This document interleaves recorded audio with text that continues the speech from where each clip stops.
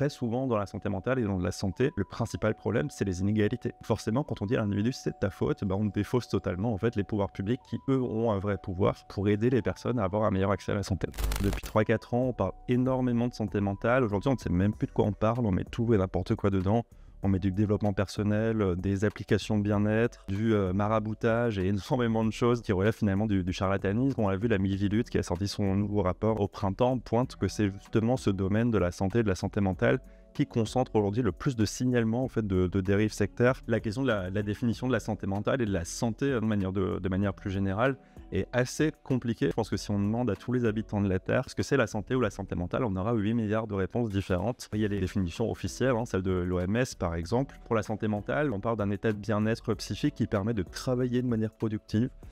Typiquement, on voit déjà pas ce que ça vient faire là-dedans. Ce que j'ai tendance à dire à mes étudiants, c'est que c'est un état finalement dynamique qui permet, sans trop de souffrance significative, de fonctionner aussi longtemps et de la meilleure manière qu'on puisse dans l'environnement dans lequel on a été finalement placé par choix ou par le hasard. Ça reste une définition qui est très vague, très floue, et justement c'est un peu le problème de savoir de quoi on parle, et tant qu'on n'arrive pas à avoir un consensus sur ce que c'est, ça va être compliqué. C'est vrai qu'aujourd'hui, on a tendance à penser que justement ne pas aller bien, c'est peu une sorte de faute morale, parce qu'on nous dit dans une démarche de promotion de la santé, pour aller bien, il faut bien manger, il faut bien dormir, il faut bouger, etc. Sauf que finalement, si on ne le fait pas, parce qu'on n'a pas les possibilités de le faire, quand on est dans une situation de précarité, par exemple, bien manger, bien dormir, ça peut être extrêmement compliqué quand en hiver, on n'a pas finalement l'argent pour bien chauffer son appartement, mais on sait que ça a des impacts sur le sommeil et donc sur la concentration, etc. Donc ça peut avoir tout à l'avenant finalement des conséquences sur la santé mentale. Très souvent, le principal problème, c'est les inégalités sociales, les inégalités économiques, les inégalités d'accès aux soins, les inégalités géographiques, la précarité, etc.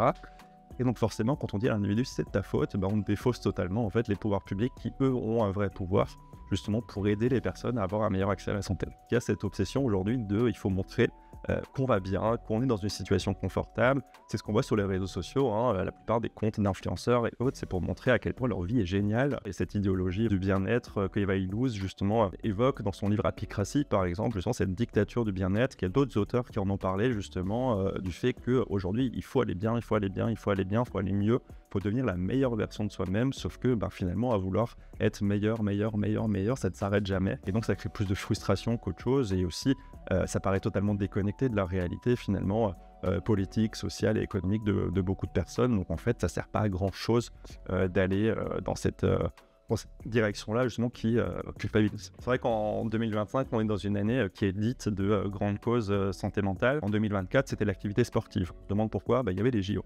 Donc c'est un peu des sujets d'actualité, des sujets de mode en fait qui viennent comme ça. Là, cette année, on voit bien qu'il n'y a pas grand-chose qui se passe. Il a fallu attendre, il me semble, mi-juin pour avoir des premières communications officielles sur le sujet. Donc pour une année grande cause santé mentale, finalement ce sera un semestre grande cause, et on voit que là finalement il n'y a quasiment plus rien, en annonçant en plus que si ce sujet est grande cause nationale, il n'y aura pas 1 euro supplémentaire. C'est un peu le problème de ces grandes causes, c'est que ça sert pas à grand chose.